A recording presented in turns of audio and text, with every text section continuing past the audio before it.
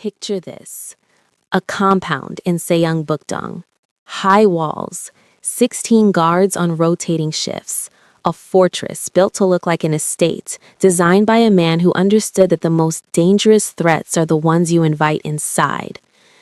Now picture a girl, 18 years old, blind since birth, sitting in a study she has memorized down to the number of books on the third shelf from the left. She is doing her coursework.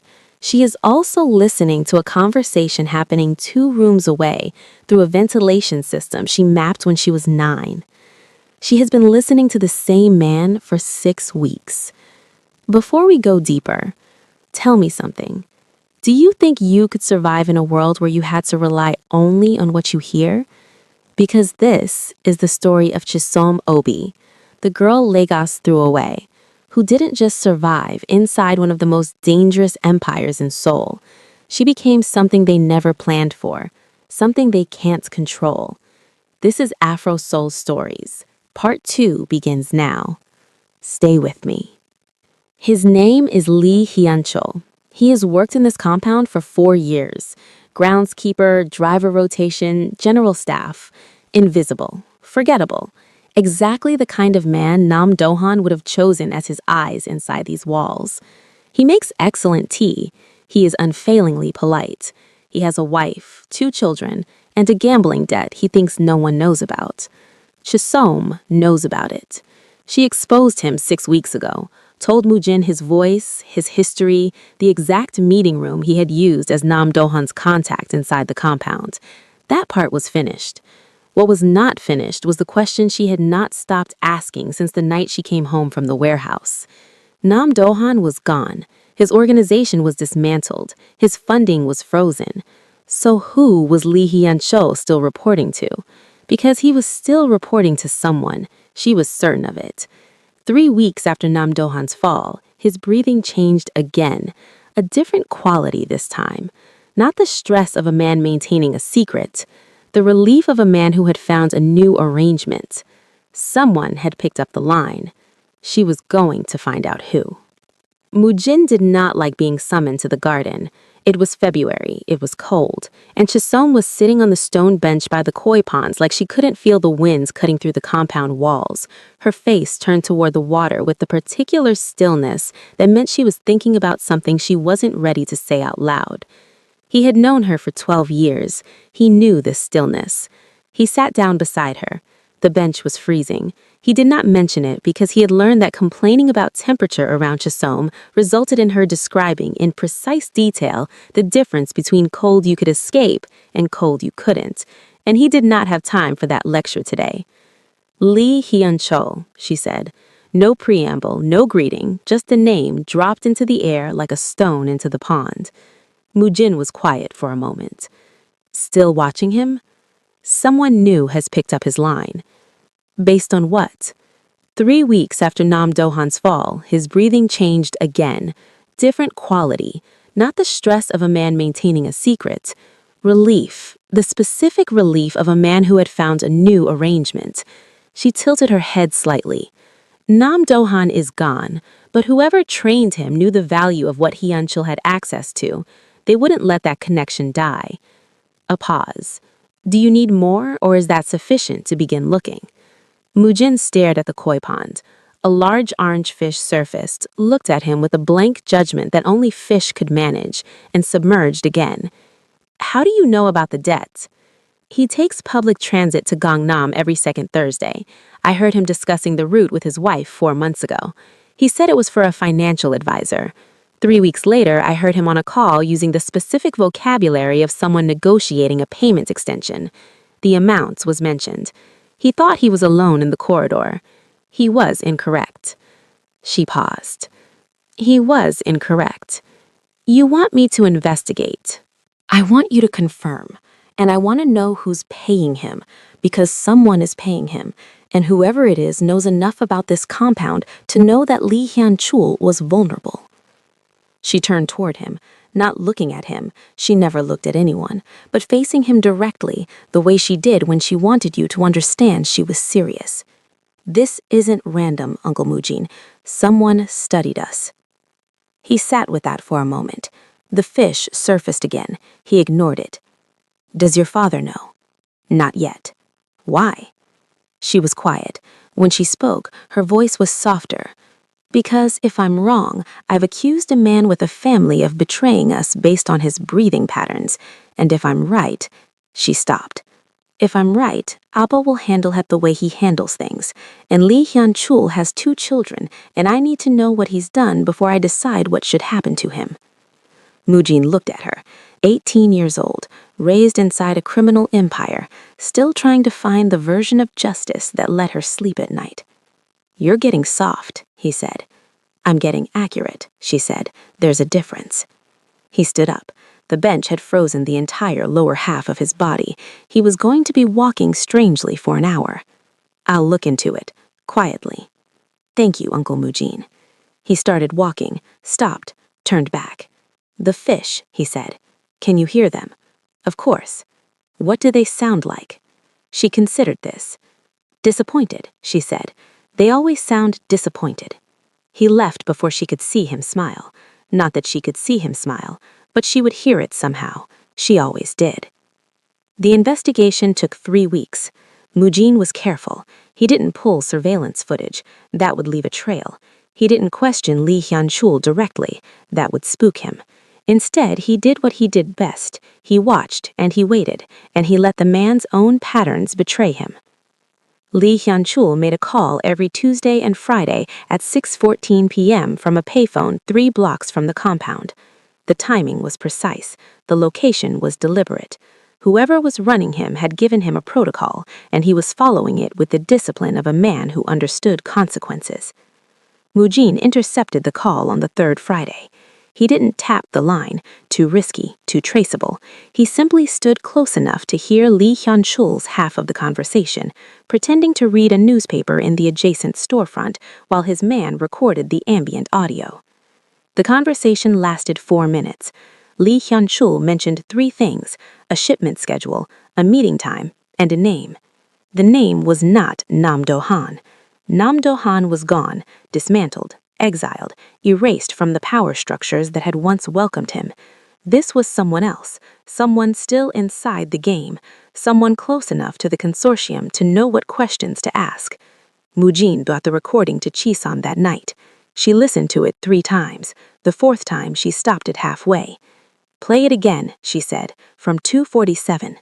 He played it. Again. He played it.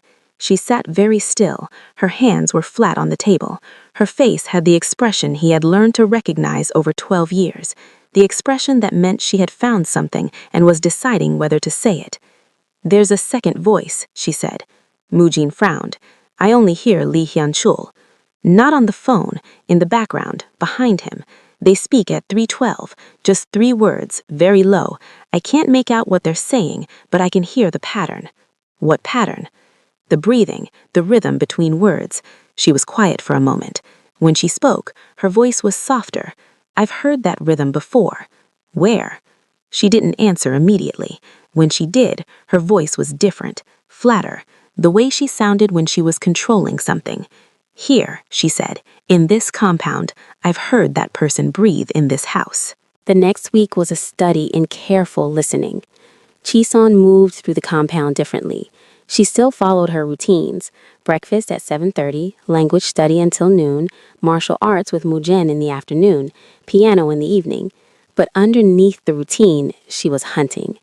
She listened to every person in the building: staff, security, the rotating personnel who came and went with the day's business. She cataloged their breathing patterns, their footstep rhythms, the specific ways they moved through space. None of them matched. Maybe you're wrong, Mujin said on the 5th day. I'm not wrong. The recording quality was poor, background noise, interference. You might have heard something that wasn't. I'm not wrong, Uncle Mujin. Her voice was patient in the way that meant she was not patient at all. She have spent 12 years memorizing this household.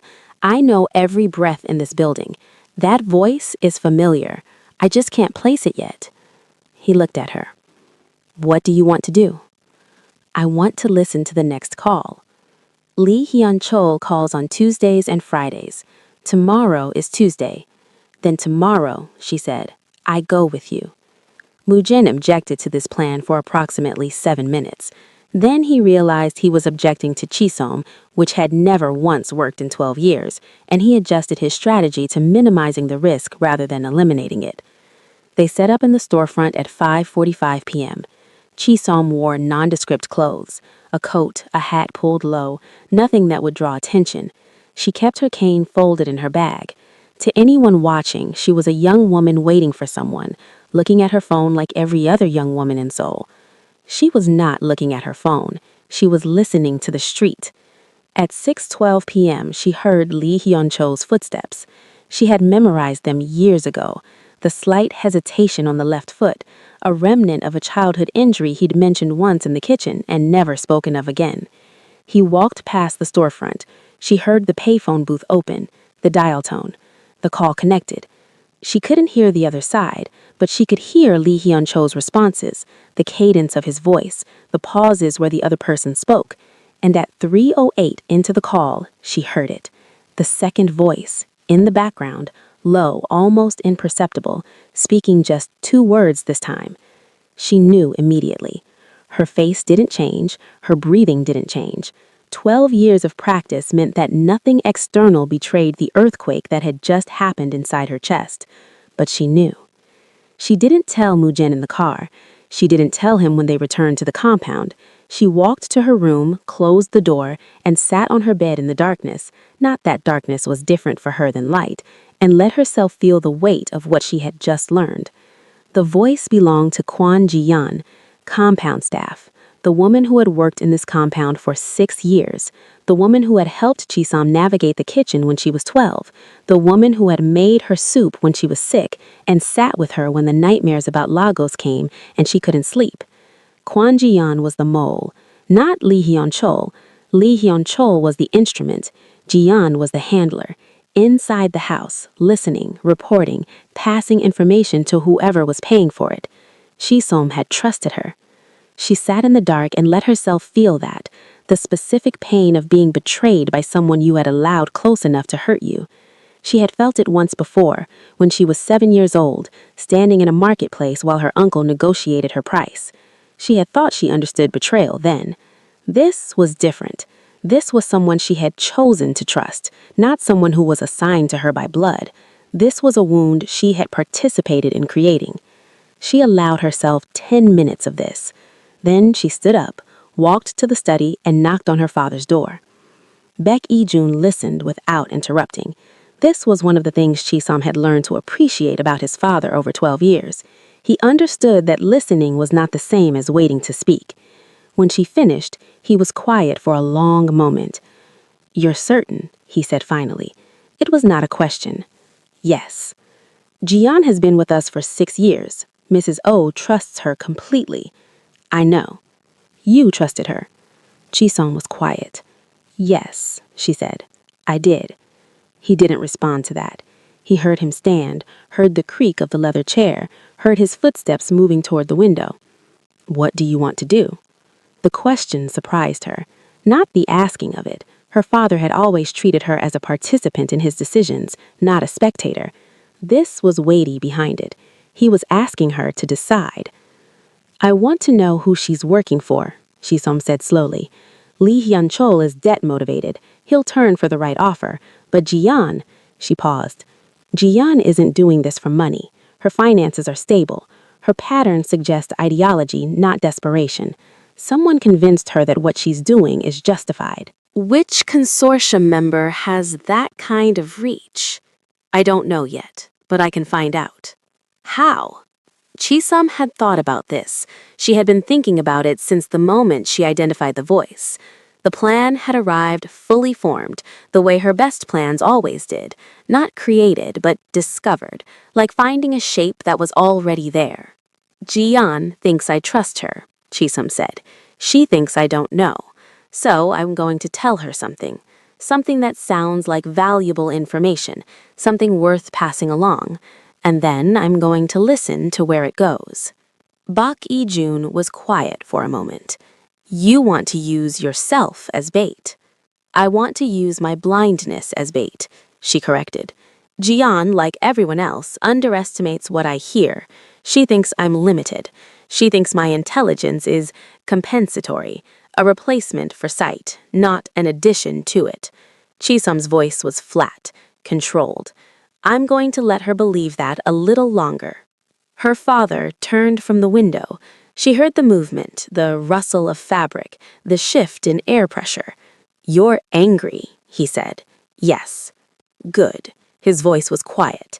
In their world, his quiet voice was far more dangerous than his loud one. Anger is useful when it's aimed correctly. The trap was elegant in its simplicity. Chisam let slip, in the kitchen while Jian was preparing afternoon tea, that her father was moving a significant shipment through Busan in 2 weeks. She mentioned the date, the time, the dock number. She mentioned that the security would be lighter than usual because the shipment was low priority. She mentioned all of this while seemingly distracted by her phone, her voice casual, as if she didn't realize how much she was revealing. Jian's breathing changed. Chisam heard it, the subtle quickening, the held breath that meant information was being stored. That sounds complicated, Jian said, her voice perfectly normal. Appa handles the complicated things, Chisam said. I just remember what he tells me. She heard Jian smile, the specific movement of facial muscles that changed the quality of someone's breath, a smile that thought it was unobserved. You're very good at remembering, Jian said. I have to be. What else can a blind girl do? The information moved within 48 hours. Mujin's contact in the Busan docks reported unusual inquiries. Someone was asking about security schedules, about dock assignments, about the specific date Chisam had mentioned. The inquiries traced back to a shell company. The shell company traced back to an investment firm. The investment firm traced back to a name. Chisam was in the study when Mujin delivered the report. She listened to him read it, the chain of ownership, the financial connections, the careful layering that was supposed to hide the person at the top. When he reached the name, he stopped. You're sure, Chisam said. I'm sure. The name was Kang Seilhua. Chisam was very still. The room was very quiet. Kang Seilhua, the woman who had pursued Bak Yi-jun for 2 years, the woman who had left doors swinging in Chisam's path, the woman who looked at a blind child and seen an obstacle to be removed. She had been gone for 4 years. Chisam thought she was finished. She had been wrong. She's patient, Chisam quieted. I underestimated that. She's also well-funded, Mujin said. The investment firm has connections to 3 consortium members. This isn't personal revenge. She's built a network. Why? Because she cost you something. Not your father, you. She was in a position to become his wife, to inherit everything he built, and then a 7-year-old girl from Lagos took that from her. Chisam absorbed this. So she's been waiting. 4 years, building connections, finding weak points. Yes. And now? Now she knows the Busan shipment is compromised. She'll move against it, and when she does, we'll have evidence, actionable evidence, enough to bring to the consortium. Mujin nodded. Then he remembered she couldn't see him nod. 12 years, and he still forgot. Yes, he said, enough to end her. Jian was removed quietly. Chisam insisted on that. Not violence, not the way her father usually handled betrayal. Jian had 2 sisters, a mother who was ill. Chisam did not want them to suffer for Jian's choices. You're getting soft, Mujin said again. I'm getting precise. There's a difference. Jian was given a choice. Leave Seoul permanently and her family would be unharmed. Stay and face consequences. She left within a week. Lee Hyung-chul was given a similar choice. His gambling debts were paid by Baek Lee-jun's organization, which now owned them. He would work for them now, feeding misinformation to whoever came asking. His children would never know. The Busan shipment went ahead as scheduled, but the cargo was different, and the security was not lighter at all. When Seilhua's people arrived, they found nothing valuable and walked into a trap that cost her 3 of her best assets. She had made her move. She had failed. And now she knew that someone had been watching her the entire time. The consortium meeting was in 2 weeks. Shisum was ready. She sat at the piano, but she didn't play. Her hands rested on the keys. The room was quiet, the specific quiet of late evening, when the compound settled into its nighttime rhythms and the only sounds were distant and domestic. She heard her father's footsteps in the hallway, heard him pause at the door. "You found her," he said. "I found her."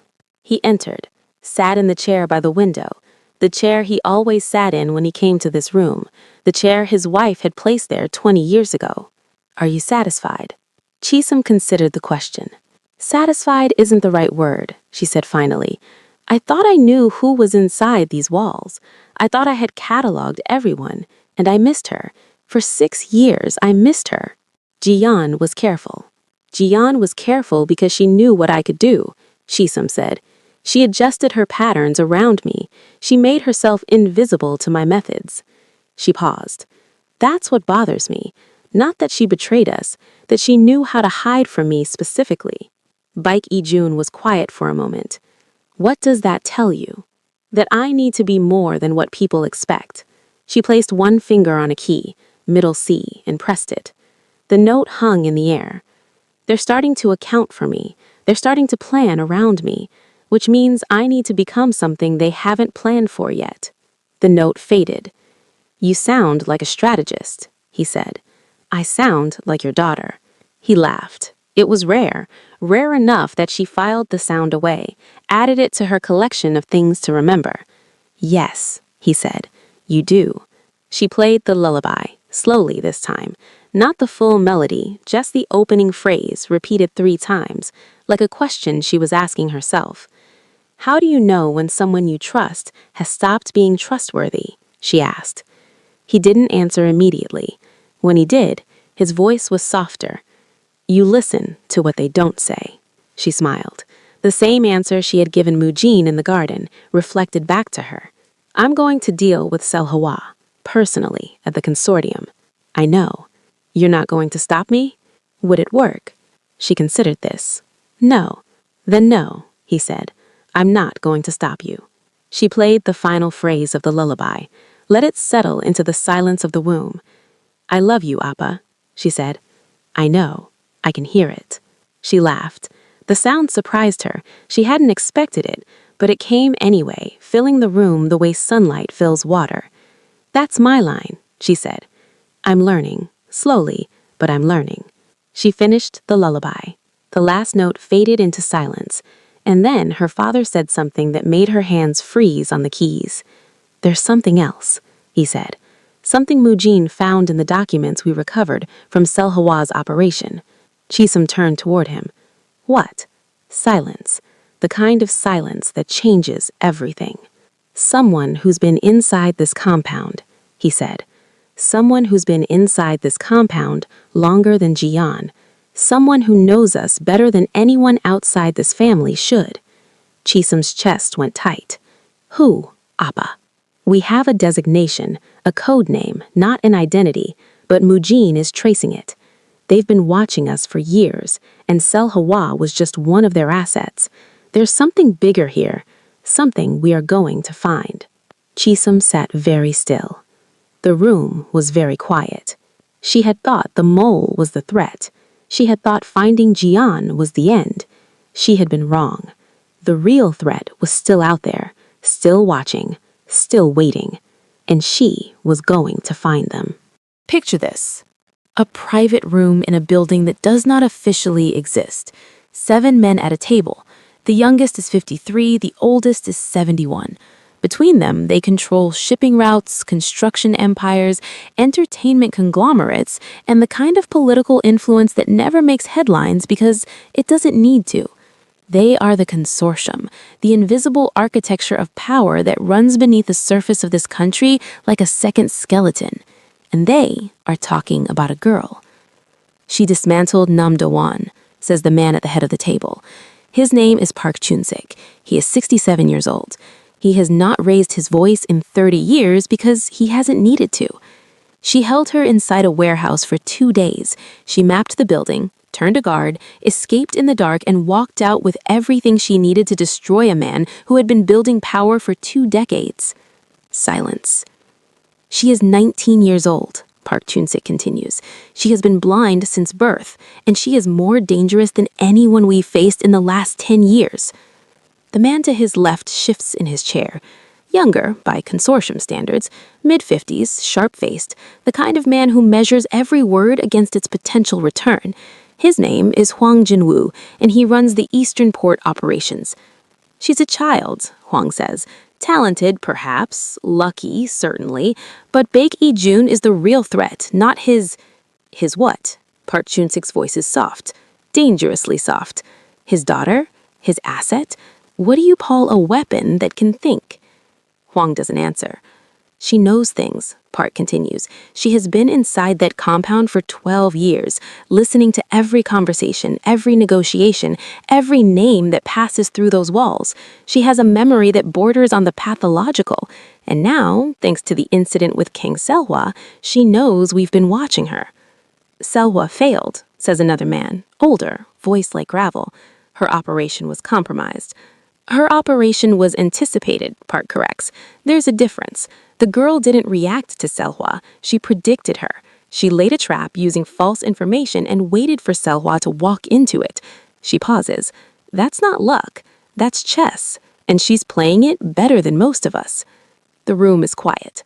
So, what do you propose? Hwang asks. Park Chun-sik considers this. His fingers tap the table. 3 taps, a pause, 3 taps. A thinking rhythm he's had since childhood. We have 2 options. We remove her, or we recruit her. Remove her how? Baek Lee-jun would burn this consortium to the ground if we touched her.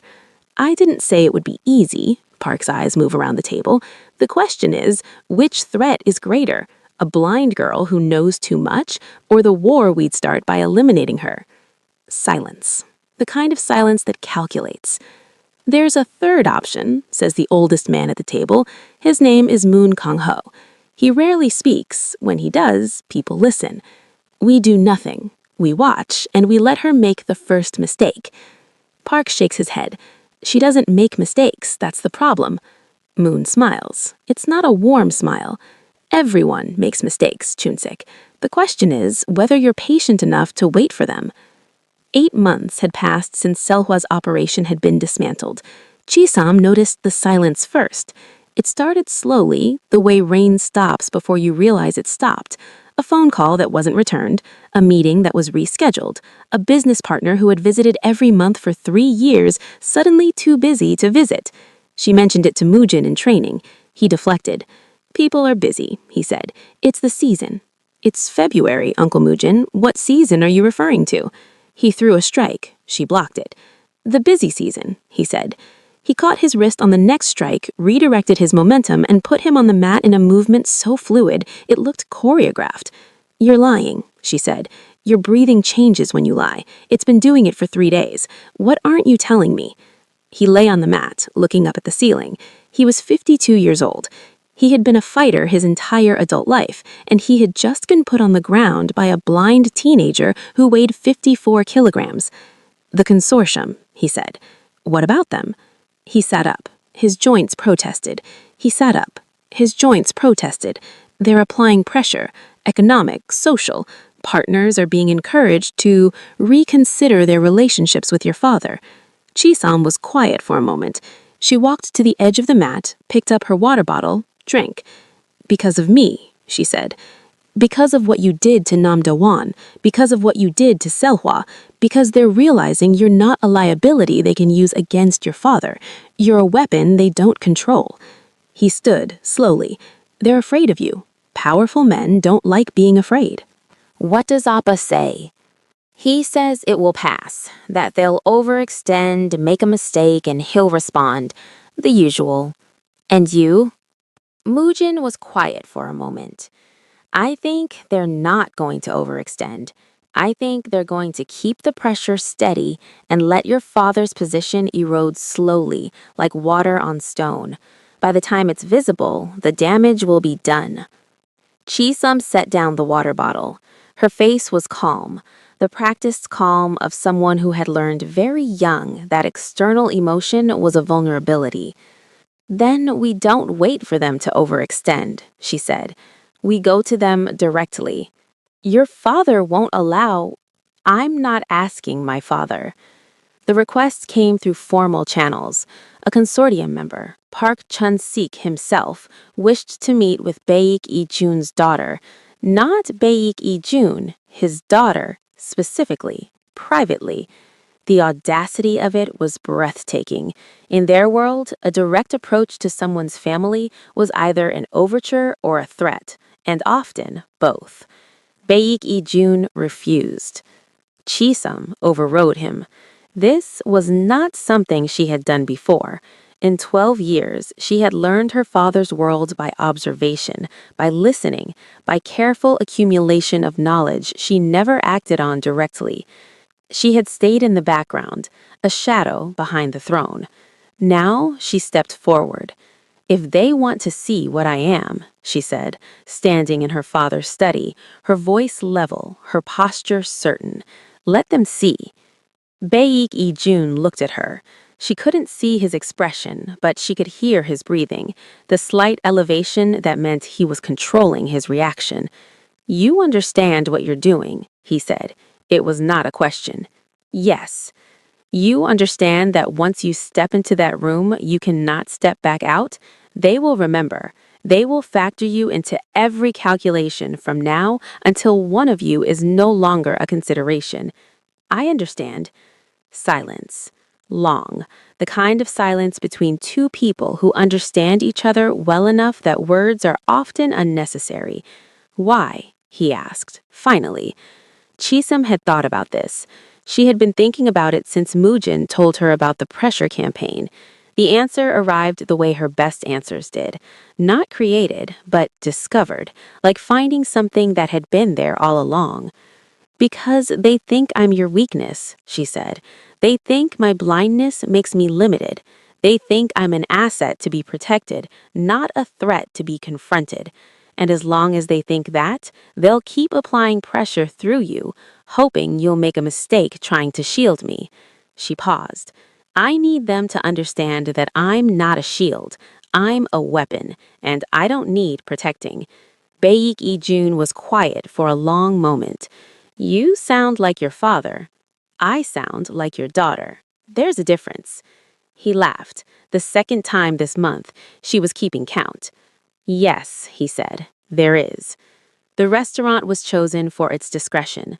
Private rooms, sound-dampened walls, a waiting list measured in years, unless you're the kind of person who didn't wait for anything. Park Chan-sik was that kind of person. So was Baek Lee-jun, and now, apparently, so was his daughter. Chisum entered alone. This was her condition. No security, no Mujin, no one to suggest that she needed protection. Just her cane, and 12 years of preparation for a moment she hadn't known was coming. The room was smaller than she expected. She mapped it in 3 seconds. 8 meters by 6, rectangular, one large table in the center, 2 chairs positioned across from each other. Park Chan-sik was already seated. She could hear his breathing, measured, controlled, the breathing of a man who had spent decades never revealing more than he intended. She heard one other thing, a faint electronic hum, high frequency, barely perceptible, coming from somewhere on his person, a pocket, perhaps, or the lining of his jacket. He was transmitting. Someone else was listening to this conversation. She filed this information and did not react. Miss Obi, his voice was cultured, precise, the voice of old money and older power. Thank you for agreeing to meet. Mr. Park. I walked to the chair and sat. She did not fumble, she did not hesitate. She had memorized the room's dimensions from the sound of his voice's reflection and placed her cane across her knees with the casual ease of someone who had done this 1,000 times. I was curious. About what? About what kind of man requests a private meeting with a 19-year-old girl. The options are limited, and most of them reflect poorly on the man. Silence. She could hear his breathing change, a slight catch quickly controlled. She had surprised him. I assure you, my interests are entirely professional. I'm sure they are. Professional intimidation, professional assessment, professional calculation of whether I'm a threat worth addressing or an asset worth acquiring. You tilt your head slightly. Which is it, Mr. Park? I'd like to save us both some time. Another silence, longer. She could almost hear him recalibrating. You're direct. I'm blind. I have limited patience for performances I can't see. He laughed. It was a genuine laugh. She could hear it in the texture, the lack of control. She had surprised him again. Very well, he said. I'll be direct as well. You concern us, Miss Obi, the consortium. You've demonstrated capabilities that we did not anticipate from someone in your position. My position being blind? Your position being young, female, foreign. He paused. And yes, blind, though I'm beginning to think that last one is less of a limitation than we assumed. It's not a limitation at all, she said. It's a perspective. I perceive things differently than you do. That's not the same as perceiving less. She felt him studying her. She couldn't see it, but she could feel it, the weight of attention from someone accustomed to measuring people like quantities on a ledger. What do you want, Miss Obi? What do I want? Nothing you're able to give me, Mr. Park. I already have a family. I have a home. I have a purpose. What I want is for you to stop trying to erode my father's position because you're afraid of what I might become. And if we can't accommodate that, she smiled, then we have a problem. The next 20 minutes were a chess match. Park Chun-sik probed. Chisholm deflected. He offered veiled threats wrapped in reasonable language. She unwrapped them, examined them, and handed them back stripped of their power. He was good. She had expected that. You didn't reach his position without being exceptional, but he was operating from a set of assumptions about her. Assumptions shaped by her age, her blindness, her apparent dependence on her father, and those assumptions kept leading him down paths that didn't connect to reality. She waited until minute 17. Then she said, casually, as if mentioning the weather, "You have someone listening to this conversation."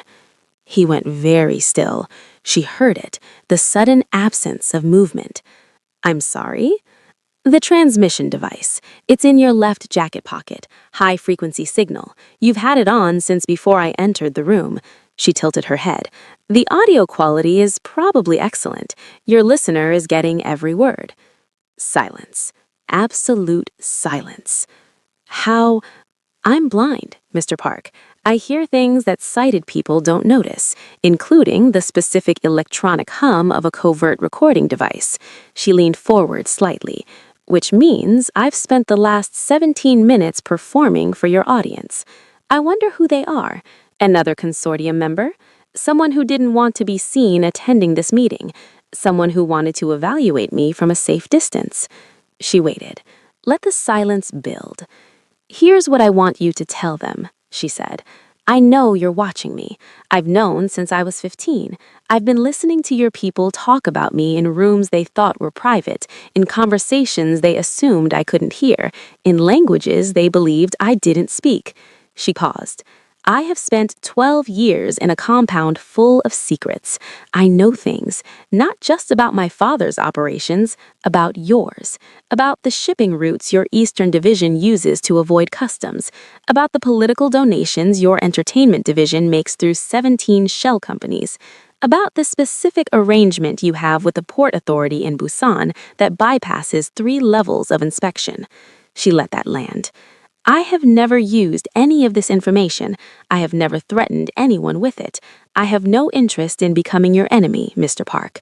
But if you continue to apply pressure to my father's position, if you continue to treat me as a problem to be solved rather than a person to be respected, I will become very interested, and I think we both know that you would not enjoy my full attention." She stood, picked up her cane, Thank you for dinner. I hope we won't need to meet again, but if we do, perhaps you could choose a restaurant with better ventilation. The fish was excellent, but the kitchen exhaust was working too hard. It suggests a maintenance issue. She walked out without waiting for a response. In the car on the way home, she allowed herself a small smile. She had been terrified the entire time. Her heart rate had been elevated from the moment she entered the room. Her palms had been damp against the handle of her cane. But she had not let any of it show, and Park Chun-sik would never know. The consortium did not meet again for 3 weeks. When they did, the conversation was different. Chisholm did not hear this directly. The consortium's private spaces were beyond even her reach, but she heard the results. Phone calls that started returning, meetings that were no longer postponed, a business partner who had been too busy suddenly finding time in his schedule. The pressure was easing. Moojin reported what he'd learned through his channels. The consortium was divided. Half of them, led by Moon Kang-ho, believed Chisholm should be left alone. The other half, led by Hwang Jin-woo, believed she should be eliminated before she became too powerful to contain. They're deadlocked, Moojin said. Neither side has enough support to act, so they're doing nothing. Chisholm considered this. Who's leading the elimination faction? Hwang Jin-woo, Eastern Ports, ambitious. He sees your father's position as an opportunity. If Bae-jun falls, Hwang takes his territory. And he sees me as the key to making that happen? He sees you as a tool, something that can be used to provoke your father into making a mistake. She was quiet for a moment. And the other faction? Moon Kang-ho, the oldest member. He's not protecting you out of kindness. He's protecting you because he doesn't want a war. He thinks the consortium is better served by stability than by conflict. A pragmatist. A survivor. He's been in the consortium longer than anyone. He's seen what happens when they overreach. Chisholm nodded slowly. So Hwang is the danger. Hwang is the immediate danger, but he's not acting alone. Someone is backing him, someone with resources outside the consortium's usual channels. Selhwa? Possibly. We're still tracing the money. She stood, walked to the window, felt the afternoon sun on her face. She couldn't see it, but she could feel its warmth mapping the time of day through sensation rather than sight. Keep tracing, she said, and let me know the moment Hwang makes a move. You're expecting one? A man who wants power doesn't stay deadlocked forever. He'll find a way to break the stalemate. She paused. I'd like to be ready when he does. The call came 3 days later. Chisholm was in her room, finishing a language lesson in Mandarin when Moojin appeared in the doorway. He heard his footsteps stop, heard his breathing, faster than usual, heard the quality of his silence. What happened? He paused. A call came through, from Lagos. He says a man says he's your uncle. He says he knows where you are now, and he wants to talk. Chisholm went very still. The room went very quiet. For a long moment, she didn't move. She was remembering, the way she always remembered, in perfect detail, a marketplace in Lagos, a blue birthday dress, the sound of her uncle's voice negotiating her price. She was 7 years old. She was 19 now, and the man who had sold her had found her again. Picture this. A bar in Lagos, the kind of bar that caters to men who have run out of better options. Dim lighting, cheap beer, a television mounted in the corner playing news from a country that stopped caring about them years ago. In a booth near the back, a man is watching the television. He is 53 years old. He looks older. Life has not been kind to him, but then he has not been kind to life either, and these things have a way of balancing. His name is Emeka Obi. On the television, a charity gala is broadcast from Seoul. Politicians, businessmen, the kind of people who attend events specifically so they can be photographed attending them. The camera pans across the room. It catches a face. The man leans forward. He knows that face. He knows it even though he has not seen it in 12 years, even though the girl it belongs to is now a woman, even though everything about her has changed except the one thing that makes her recognizable. She is blind. She is standing next to one of the most powerful men in South Korea. She is wearing the kind of dress that costs more than Emeka has made in the last 5 years. And she is the girl he sold in a marketplace when she was 7 years old. His expression shifts. Not guilt. Guilt has never been one of Emeka's burdens. Calculation. The specific calculation of a man who has finally found something he can use. He orders another drink. He asks the bartender if there's a way to make international calls. Chisom did not sleep the night she learned her uncle had found her. She lay in bed and listened to the compound settling into its nighttime rhythms, the distant movement of security patrols, the hum of the heating system, the specific creaks of a building she had memorized so completely it was more familiar than her own body. She listened, and she thought, and she felt the weight of her past arriving uninvited at her door. She had spent 12 years building a life that did not include Emeka Obi. She had studied, she had trained, she had learned languages and cultivated skills and made herself into something valuable, something powerful, something that could never be sold again. And now a man who had sold her niece for less than the price of transport fare was demanding payment. She got up at 4 a.m. She walked to the kitchen in the dark, not because she needed light, but because she wanted silence. She made tea. She sat at the table where she had accidentally called Baek Ijun Appa for the first time, and she let herself feel everything she had not permitted herself to feel in 12 years. Rage. The kind of rage that starts in the chest and spreads outward, that makes your hands shake and your breath short. She had felt it once before, in the marketplace, standing in her blue birthday dress while her uncle negotiated. She had pushed it down then because she was 7 and survival required stillness. She pushed it down now for different reasons, because rage was useful, but only when aimed, and she was not yet certain where to aim. Emeka's demands arrived by email. This was almost funny. The man who had sold his niece in a physical marketplace, making his threats through digital channels. Progress. He wanted 500 million won, approximately 400,000 USD. He wanted it transferred within 30 days. He wanted no contact from Baek Ijun's organization, no surveillance, no consequences. He wanted to be paid and forgotten. In exchange, he would not release the story to the press. He would not provide details of Chisom's origin to the investigative journalists who had already started asking questions. He would disappear, and the adoption that had never been legal would remain private. Chisom read the email 3 times. The text-to-speech software made it clinical, impersonal, just words in a mechanical voice. But she could hear him underneath it. The specific phrasing, the careful construction of someone who thought he was being clever. He was not clever. He had never been clever. He was merely desperate and opportunistic, and he had finally found something he believed was worth something. She called Mujin. "My father's response?" she asked. "He wants to handle it directly." What does directly mean? Silence. The kind of silence that meant Mujin didn't want to say it out loud. "No," she said, "not that. Not him. Mujin. He's a coward. He's not worth killing, and his family doesn't deserve to lose him even if he deserves to be lost." She stood, walked to the window. "I want to handle this myself. Your father won't. My father will respect my decision, because this isn't his past, it's mine." A long pause. "What are you planning?" "I'm planning to go to Lagos," she said. "I'm planning to meet my uncle face to face, and I'm planning to show him what he threw away."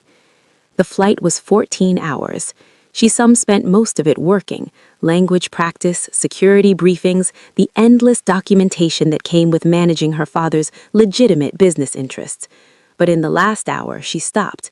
She listened to the plane, the engines, the air circulation, the quiet breathing of the security personnel Mujin had insisted on sending with her, and she thought about what she was returning to. Lagos, the city that made her and broke her, the place where her parents were buried, where her childhood had ended, where she had learned that the people who were supposed to protect you were sometimes the people who hurt you most. She had not been back since the marketplace. 12 years. She wondered if it would feel different, if the sounds would be familiar or foreign, if her body would remember things her mind had tried to forget. Lagos was an assault, not hostile, overwhelming. The sounds were everywhere, layered in ways that Seoul's ordered streets never were. Traffic and voices and music and the specific rhythm of a city that ran on its own clock, that did not wait for anyone to be ready. Chisom stood on the tarmac and breathed it in. Different. It was so different from what she remembered. The hot air was the same, heavy, humid, carrying the smell of exhaust and pepper and the specific sweetness of tropical fruit. But everything else had shifted. Or maybe she had shifted. Maybe the city was exactly as she left it, and she was the one who had changed. She rebuilt her mental map in real time. Her security team, 2 men who had worked for her father for years, both fluent in Nigerian pidgin and English, flanked her without crowding. They had been briefed. She didn't want assistance unless she asked for it. She would navigate herself. She would arrive where she intended to arrive. The car took her to the hotel, a new construction, modern, nothing like the Lagos she remembered.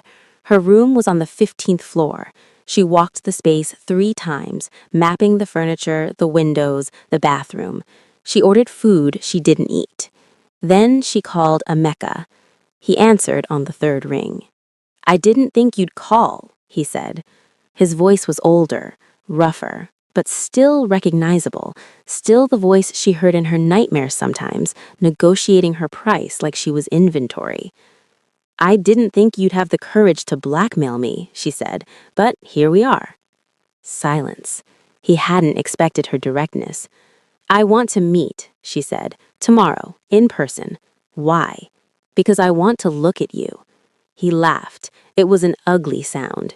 "You can't look at anything, child. You're blind." "I can look at things in my own way. Tomorrow, 2 p.m., the Grand Hotel on Victoria Island. Come alone. And if you don't, then I pay you nothing and you release whatever story you think will hurt me, and then we see what happens." She hung up before he could respond. Her hands were shaking. She pressed them flat against the desk and breathed, slowly, deliberately, until the shaking stopped. Tomorrow. She would face him tomorrow. He arrived late. Of course he did. Chisom heard him enter the hotel lobby. His footsteps were heavier than she remembered. 12 years of aging, of drinking, of choices that had worn him down. He walked with a slight unevenness, favoring his right side. An injury, maybe, or just the erosion of time. She was seated in a private meeting room, neutral ground. Her security team was outside the door, close enough to respond, far enough to give her privacy. The door opened. He entered. She heard him stop. "You look different," he said. "You sound the same," she said. He sat across from her. She heard the chair scrape, heard his breathing, elevated, nervous. He was afraid of her. Good. He should be. "You expected Baiki Jun, or his people. You got me. Why?" "Because this is between us. It's always been between us." She leaned forward slightly. "You sold me, Uncle Emeka. You took me to that marketplace in my blue birthday dress, and you sold me like I was cargo. I was 7 years old." Silence. "He had debts," he said. His voice was defensive, explanatory, the voice of someone who had rehearsed justifications for 12 years. "Your parents left nothing. The house was worth less than they owed. I took you in when no one else would. You took the house, you sold the contents, you kept me in a room in Mushin and fed me table scraps while you drank what was left of my parents' savings." Her voice was flat, controlled. "I heard you on the phone planning it. I was 6 years old, and I heard you call me useless, but still eating." He didn't respond. "I remember everything," she said. "I remember the dress I was wearing. I remember the smell of the marketplace. I remember the specific phrase you used when they asked about my eyes. Defective goods, but useful for certain purposes." She paused. I have spent 12 years remembering. I will spend the rest of my life remembering. You cannot threaten me with a story I have already lived. Silence. Long. Heavy. What do you want? He asked, finally. She considered the question. I want you to understand what you did, not because I expect you to feel guilt. Men like you don't feel guilt, only inconvenience. I want you to understand because I need you to know that I survived, that I thrived, that the girl you threw away became something more valuable than you will ever be. She reached into her bag, removed an envelope, placed it on the table between them. There's money in there. Enough to clear your debts and relocate somewhere comfortable. Take it. Disappear. Never speak my name again. She paused. This is not a negotiation. This is a gift, and it's the last thing I will ever give you. He reached for the envelope. You should know something, she said. I forgave you years ago. That's not why I came. He stopped. Then why? I came so you would know that I remember, and that I won, and that you will carry that for whatever time you have left. She stood, picked up her cane. Goodbye, Uncle Emeka. She walked out without waiting for a response. In the car to the airport, she allowed herself to feel. Not rage, not anymore. Something quieter, something like grief, but not quite. Grief for the child she had been, standing in a marketplace with nothing left but a song. Grief for the parents she had lost, who had loved her completely and left too soon.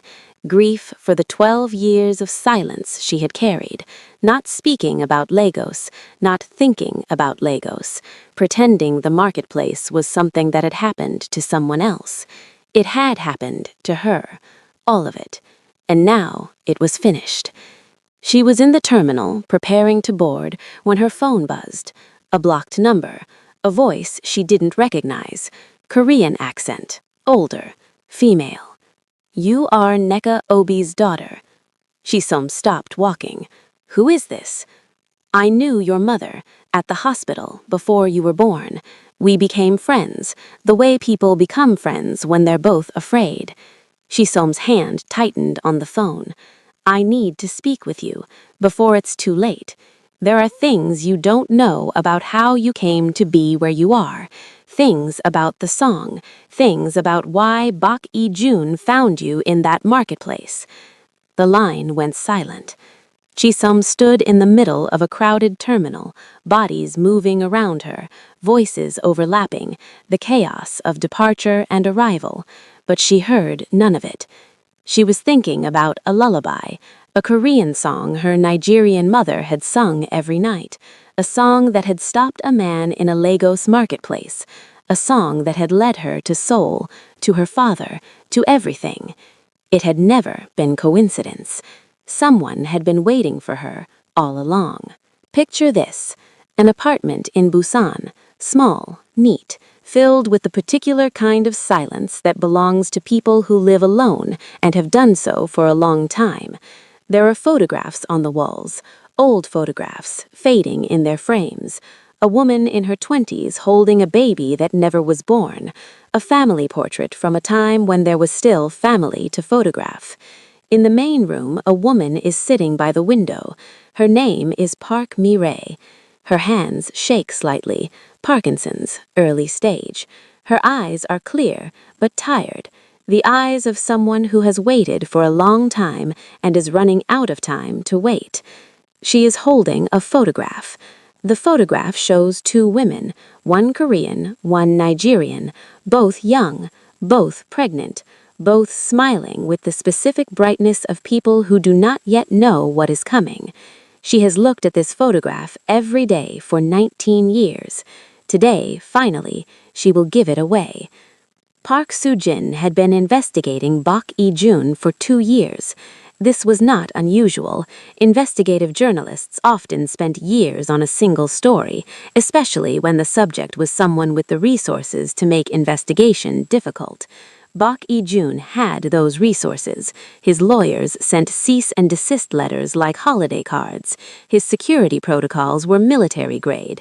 His public image was carefully maintained. Philanthropist, businessman, patron of the arts. But Sujin had found the cracks. The Lagos connection.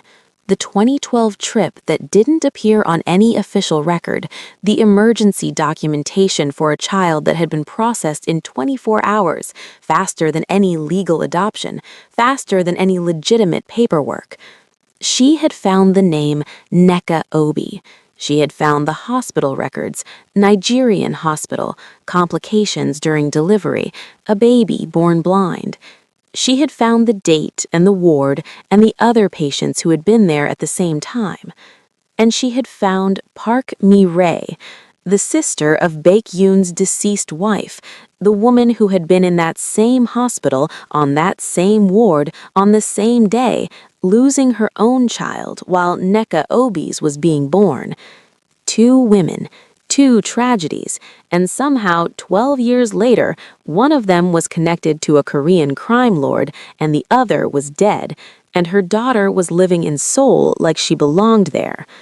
Sujin knew a story when she saw one. She just needed someone to tell it.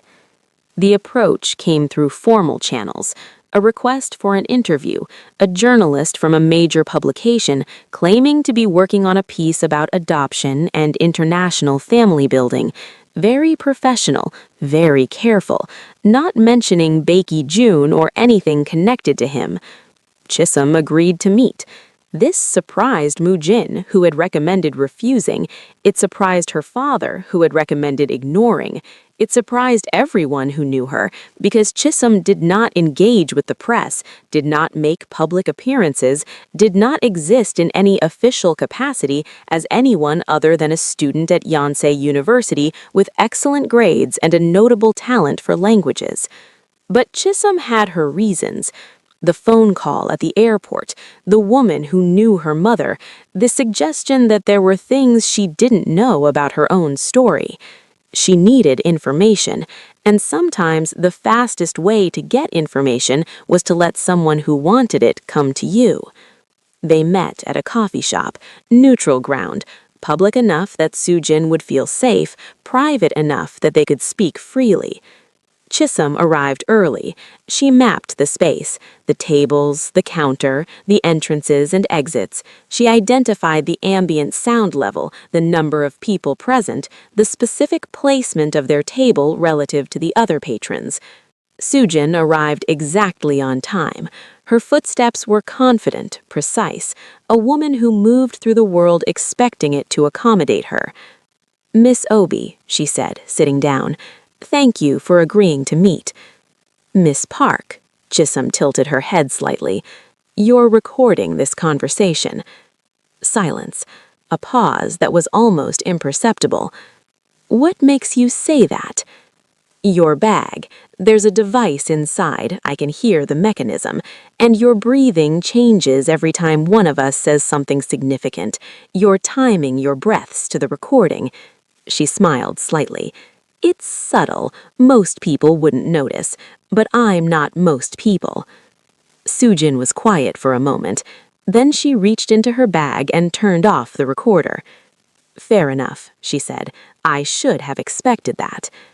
"You should have," Chisholm agreed, "but that's not why I'm here. You're not interested in adoption stories. You're investigating my father. I'm investigating the truth." "The truth about what?" Sujin leaned forward. "The truth about how a blind Nigerian girl ended up living with one of the most powerful men in South Korea. The truth about what happened in Lagos in 2012. The truth about the connection between your mother and Baek Jun's late wife." Chisholm went very still. "What connection?" Sujin reached into her bag again. This time she removed a folder, papers, photographs, documentation. She placed it on the table between them. "She found hospital records from the facility where you were born. Your mother, Neka Obi, was there for 3 weeks before your delivery. Complications. She was alone most of the time. Your father visited when he could, but he was working. There was another woman on the ward, a Korean woman, also pregnant, also experiencing complications. Chisholm didn't move. Her name was Park Mi-rae. She was there visiting family in Lagos. She went into premature labor and couldn't fly home.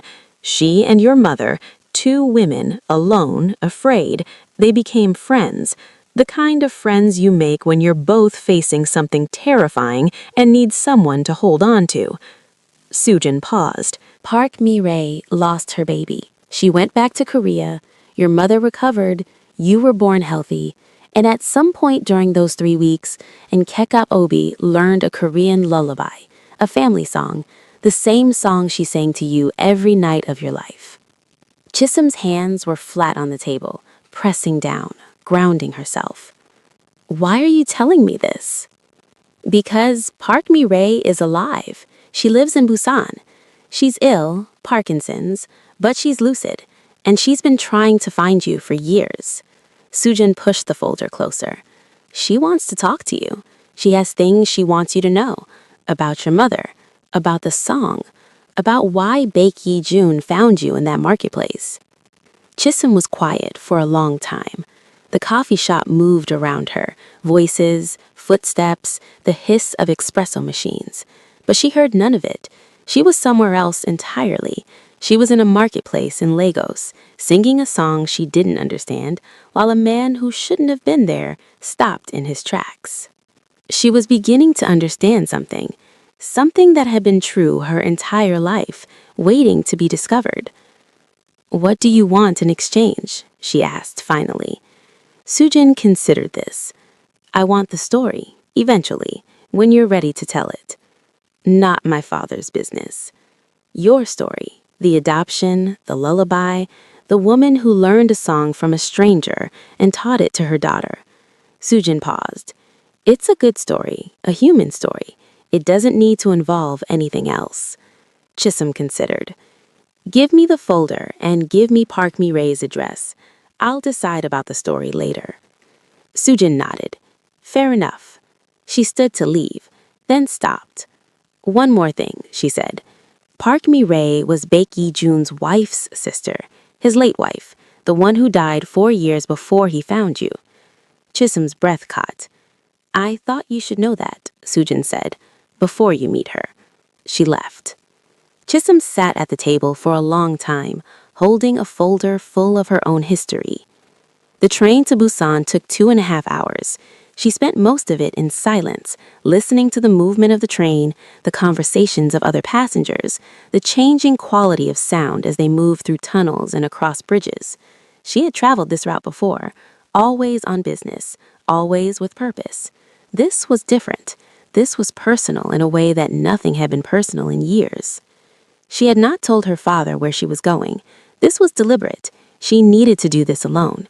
She needed to meet Park Mi-rae without the weight of Baek-Yi-jun's presence, without the history of his marriage, and his grief, and his complicated silence about the sister-in-law he hadn't spoken to in 16 years. She needed to understand her own story first. The apartment was in an older building near the water. Chisholm could hear the harbor from the street, ships and gulls, and the constant low rumble of a working port. She found the door, knocked. Footsteps inside. Slow, careful, the footsteps of someone who moved deliberately because their body no longer moved easily. The door opened. You look like her, said a voice. Older, thin, the voice of someone who had been waiting a long time. I could tell even before I saw your face. You moved the way she moved, confident, certain. Chisholm was quiet for a moment. I can't see you, but I can hear you. And you sound like someone who has been waiting for me. Park Mi-rae laughed. It was a gentle sound, a little sad. 12 years, she said. Come in, child. There's so much to tell you. The apartment smelled of tea and old paper and something floral, jasmine maybe, or lily. Chisholm moved through it carefully, mapping the space. Small rooms, low ceilings.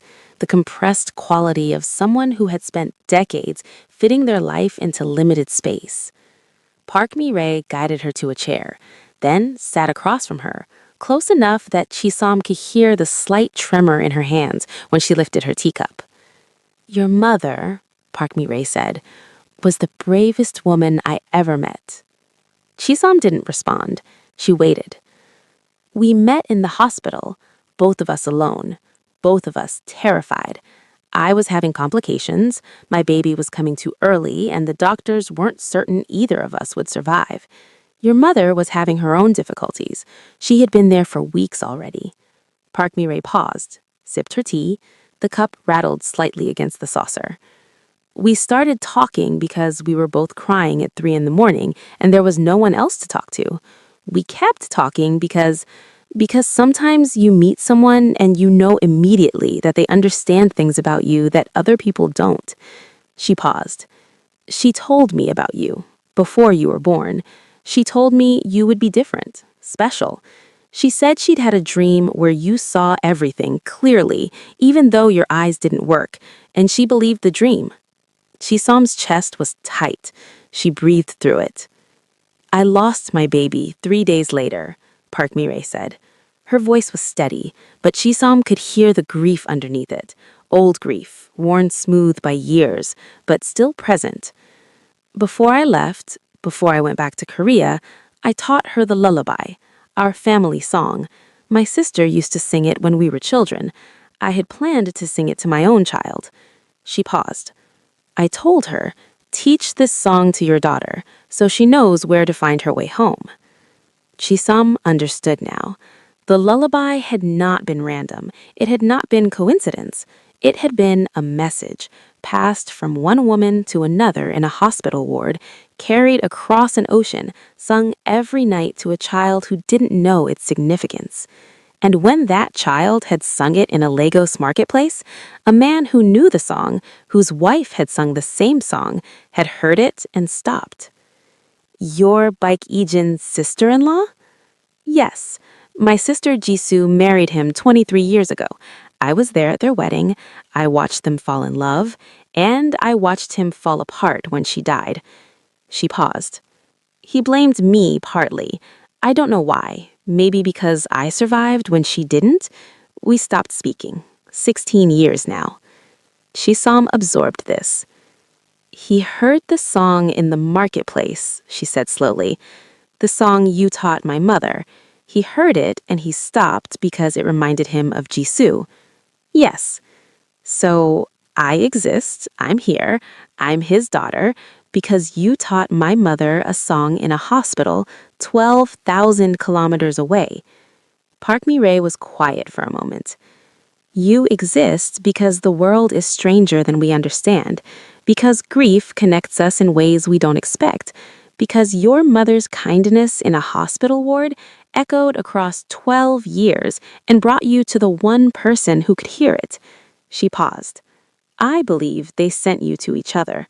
I've always believed that." Chisom was very still. She had said the same thing to Baek Ijun once, in the music room, the first night she'd played the lullaby. "I think they sent us to each other." She hadn't known how true it was. They talked for 3 hours. Park Mi-rae told her about her mother, the things Chisom had been too young to remember, the things she had never known.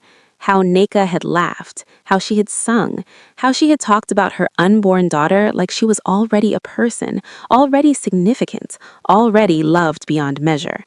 Chisom told her about Seoul, about growing up in the compound, about the piano room and the lullaby, and the night Baek Ijun found her playing his wife's instrument and gone to his knees in the doorway. They cried, both of them, at different moments for different reasons. By the end, Chisom understood something she had not understood before. Her life was not an accident. It was not luck. It was not coincidence. It was the result of a woman's kindness in a hospital ward, a kindness that had rippled outward for 12 years, carried in a song, waiting to be heard by the right person in the right moment. Her mother had sent her home. She just hadn't known it until now. "I want you to come to Seoul," Chisom said. They were standing at the door. Chisam was preparing to leave. She had a train to catch, a flight to arrange, but something had been building in her chest for the last 3 hours, and she couldn't leave without saying it. I want you to meet my father, properly, not as a memory of something painful, but as family. Park Mireille was quiet. We haven't spoken in 16 years. I know, and maybe you never will again. Maybe the silence is too old, too heavy. But I don't think you should die without seeing him, and I don't think he should live without making peace with you. Silence. You're very direct, Park Mireille said. I'm blind. I have limited patience for performances I can't see. Park Mireille laughed. It was a good sound, lighter than before, surprised. Your mother was direct too, she said. She told me things about myself I didn't want to hear, and she was always right. Chisholm smiled. Will you come? A long pause. Yes, Park Mireille said. I'll come. The reunion was not healed. 16 years of silence doesn't dissolve in an afternoon. Bake-eyed June met Park Mireille in the garden, the same garden where Chisholm had told Mujin about Li Hian-chol, what felt like a lifetime ago. They stood 10 feet apart and looked at each other with the wariness of people who have shared grief and not forgiven each other for surviving it. They talked, quietly. Chisholm couldn't hear what they said. They had moved out of range, deliberately, wanting privacy. But she heard the silence afterward, the quality of it, different from before. Not healed, but beginning. She was in her room that evening when Mujin appeared. His footsteps were wrong, too fast. His breathing was wrong, too tight. What happened? She asked. There's been an attack. They hit the convoy. Your father is alive, but he's not conscious. Chisholm stood. Her body moved before her mind gave it permission. Where is he? Seoul General, ICU. They're working on him now. She was already moving toward the door. Her cane found the wall, found the corridor, found the stairs. Who did this? She asked. Mujin was behind her, keeping pace. We're working on it. The attack was coordinated, professional, military-grade weapons, someone with resources. Huangjin Wu. We don't know that yet. I know it. Her voice was flat, cold, the voice of someone who had been preparing for this moment without knowing it. He's been waiting for an opportunity. The consortium is deadlocked. My father is the obstacle. Remove the obstacle, and the deadlock breaks. She reached the front door. A car was already waiting. Take me to him, she said, and start preparing files on every consortium member, every alliance, every vulnerability. Why?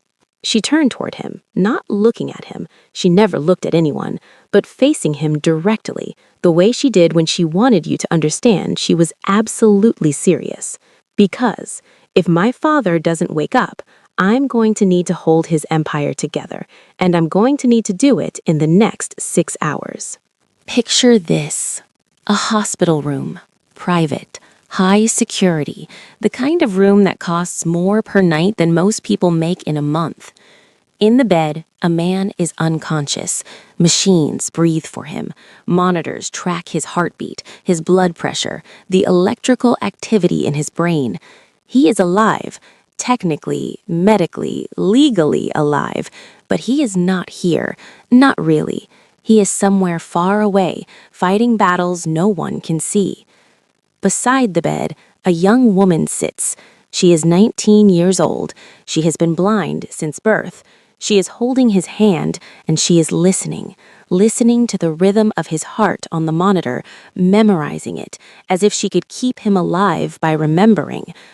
Her name is Chisom Obi, and she is about to become the most powerful person in Seoul. The attack had been surgical. 3 vehicles, coordinated ambush, military-grade weapons, and tactical precision that suggested either former special forces or someone with enough money to hire them. The convoy had been hit on a stretch of road between the compound and the city center, a route that should have been secure, that had been secure for years. Someone had known the timing. Someone had known the route. Someone had been watching.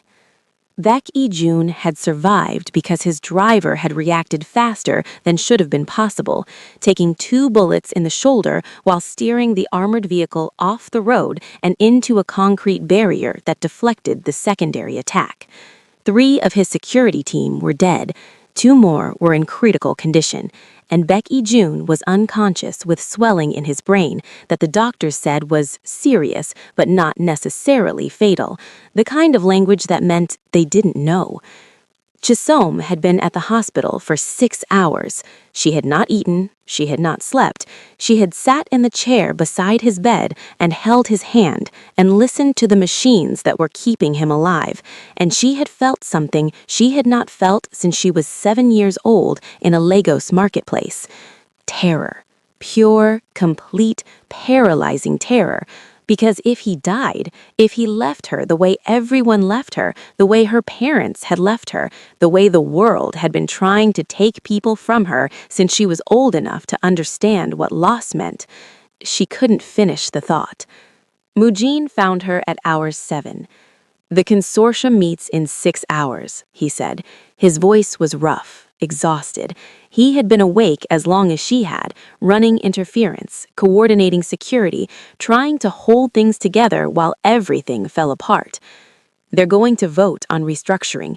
If someone from our organization isn't there, I'll be there," Chisom said. Mujin stopped. "What?" "I'll be there, at the meeting, representing my father." "Chisom, who else?" She didn't raise her voice. She didn't need to. Who else can speak for him? Who else knows what he knows, has heard what he's heard, understands the landscape the way he understands it? She turned toward him. "I've been listening for 12 years, Uncle Mujin. Every meeting, every phone call, every negotiation that happened in rooms people thought I wasn't paying attention to. I know this empire better than anyone except him." Mujin was quiet. "And if they don't accept you, then they'll learn to." She let go of her father's hand, stood. "Tell them the daughter is coming," she said, "and prepare the files I'll need." 5 hours. That was all she had. 5 hours to prepare for a meeting that would determine whether everything her father had built would survive. She didn't waste a minute. Phone calls first. Every ally, every contact, every person who owed Baek Jun something or feared him enough to stay loyal. She called them herself, no intermediaries, no buffers, just her voice, calm and certain, explaining the situation in exactly the amount of detail each person needed. Most of them were shocked to hear from her directly. A few were confused. A few, a telling few, were already calculating how to benefit from the chaos. She noted those names, filed them away. Then, intelligence. She needed to know who had ordered the attack. Not immediately, that investigation would take time, but she needed to know who benefited from the chaos, who had been waiting for this moment, who was already moving. Huang Jin-woo, the consortium member who wanted her eliminated. His name kept surfacing. "He's been making calls since the attack," Mujin reported, reaching out to swing votes. "He's positioning himself as the solution, stability, continuity, a steady hand while Baek Jun recovers. Or doesn't recover. Or doesn't recover. Yes." Chisom absorbed this. "What does he want?" "Your father's territory, his shipping routes, his political connections." Mujin paused. "And you, gone, permanently. He's been very clear about that." "Then I'll need to be very clear too." The final hour before the meeting, she spent alone. She sat in the music room, the piano room, her father's wife's room, the place where everything significant seemed to happen. She didn't play. She just sat, her hands resting on the keys, breathing. She was terrified. She had been terrified since the moment she learned about the attack, and she was still terrified now, and the terror was not going away. It lived in her chest like a second heartbeat. It whispered that she was not ready, not strong enough, not enough. She breathed through it. Fear is information. It tells you the stakes. She knew the stakes. She knew what she stood to lose. She knew what would happen if she failed. She also knew what she was capable of. 12 years of listening, 12 years of learning, 12 years of preparing for something she hadn't known was coming but had been ready for anyway, because preparation was what she did, because the world had taught her early that survival belonged to the people who saw things before they happened. She placed one finger on middle C, pressed, let the note ring. She could do this. The meeting room was exactly as she had imagined it. She had never been inside. The consortium's private spaces were beyond even her reach, but she had built a picture from the fragments she'd gathered over 12 years, the layout, the acoustics, the number of people who would be present, and where they would sit. 7 men, the surviving consortium members, seated around a table that cost more than most houses, waiting for someone to take control of a situation that had spiraled beyond anyone's control. She entered alone. No security, no Mu-Jin, nothing that suggested she needed protection. Just her cane and the sound of 7 men going silent as she walked to the head of the table, not a chair on the side, not a subordinate position, the head, and sat down. "Gentlemen," she said, "I appreciate you accommodating my schedule." Silence. Absolute silence. She could feel their eyes on her, could feel the weight of their assessment, calculating, measuring, trying to determine what she was and whether she was a threat. Good. Let them calculate. She continued, "I understand there's a question of succession, whether Baek Jun's position remains stable during his recovery, whether his territory, his alliances, his operations continue under existing management." She paused. "I'm here to remove that question from consideration."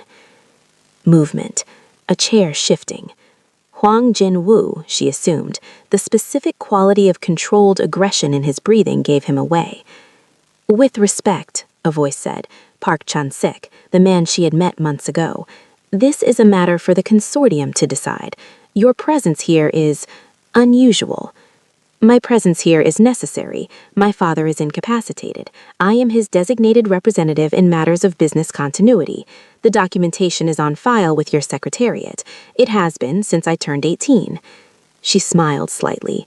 "I understand the confusion. Nobody expected I would ever need to use it."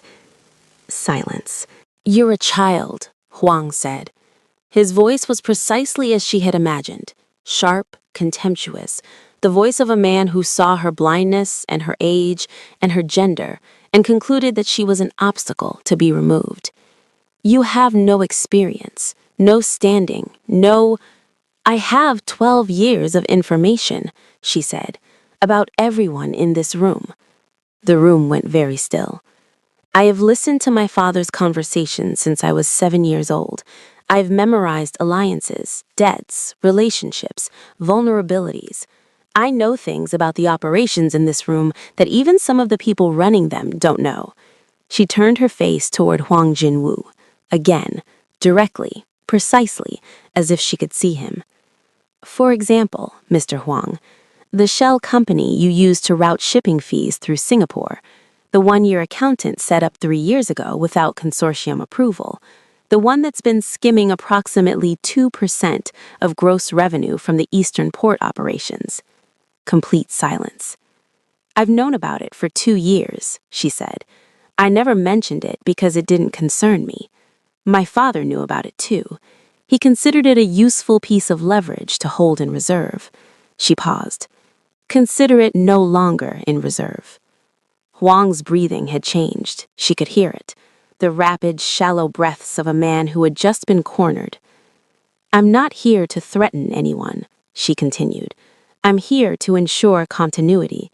My father's empire remains intact under my stewardship until he recovers. Anyone who challenges this will find that I am not my father. I am not violent by preference. But I have spent my entire life preparing for rooms I cannot see, and this room is no different." She let the silence build. "The vote," she said. "Let's have it. One more thing. Before the vote, Before they could raise their hands or speak their positions, Chisom spoke again. "There's one more matter," she said. "The attack on my father. 3 of his security team are dead. 2 more may not survive the night. Someone in this room knows who ordered it."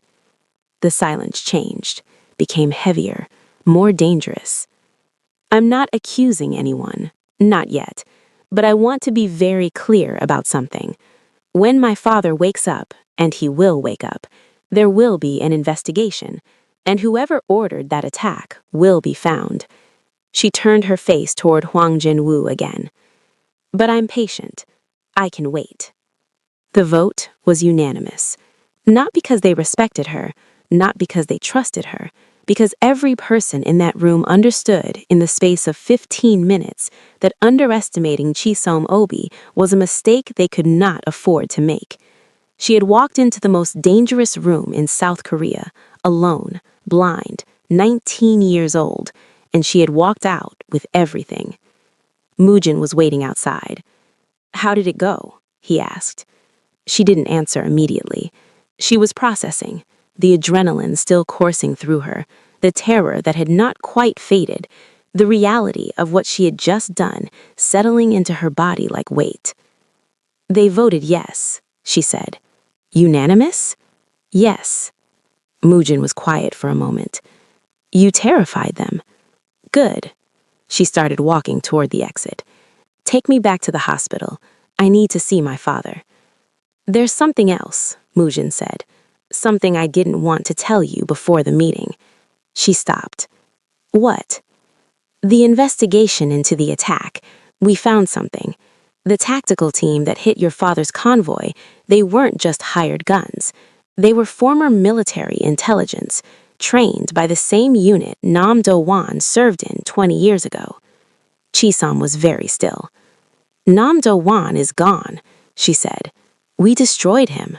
We destroyed his position, his power, his reputation." Mujin's voice was careful. "But he's still alive, and someone's been communicating with him. Someone inside the consortium." "Huang?"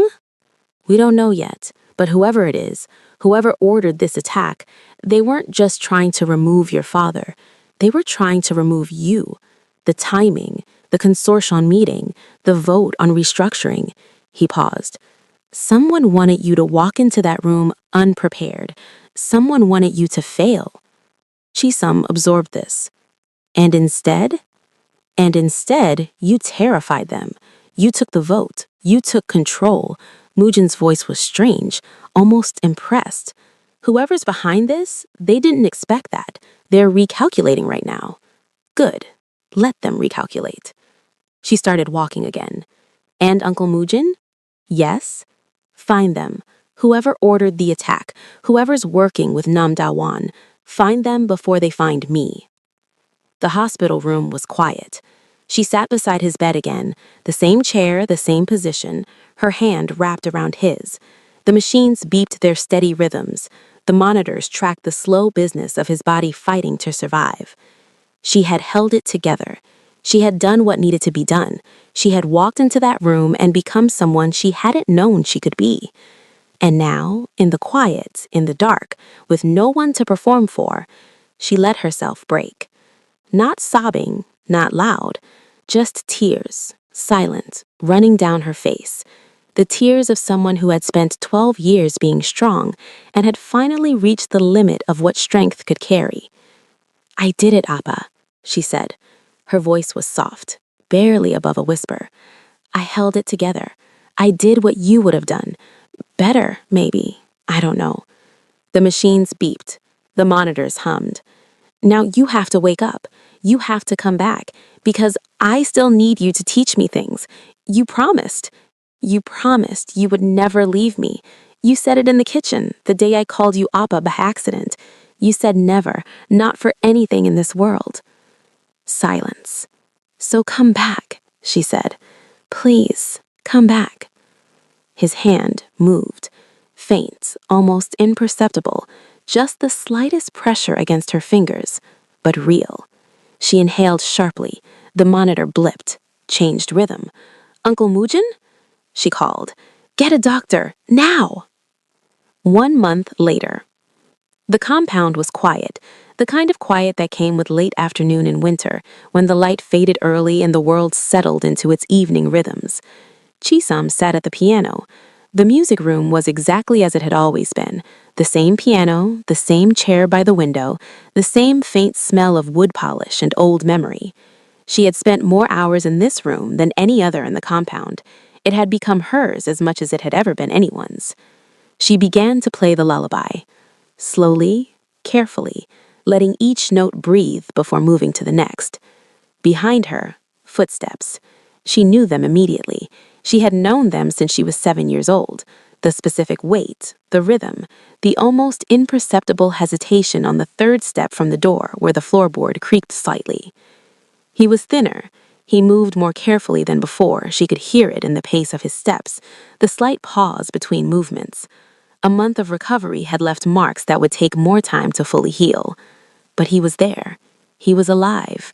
He was home. He sat down beside her on the bench, the same way he had sat beside her on the first night when she had found the piano and he had found her playing his wife's song. She kept playing. You held it. I held it. They're afraid of you now. Good. Silence. The lullaby continued. I'm proud of you, he said. His voice was softer than she'd ever heard it, the voice of someone who had come very close to leaving and understood, finally, what leaving would have cost. Your mother would be proud of you, both your mothers. She stopped playing. Her hands rested on the keys. The room was very quiet. I know, she said. I can hear it. She smiled, and she played the final notes of the lullaby, the same notes she had played in a Lagos marketplace when she was 7 years old, the same notes that had stopped a man in his tracks, the same notes that had built a family from nothing. The music ended. The room was quiet.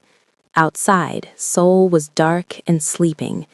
Inside, 2 people sat together, father and daughter, both survivors, both carrying scars that no one else could see. He made it almost to the end of the silence before his breathing changed. She heard it. She always heard it. She didn't say a word. She was kind that way. And that is the story of Chisom Obi. Not the girl Lagos threw away. Not anymore. The woman Seoul learned to respect. The daughter who became the throne. She did not ask for this life.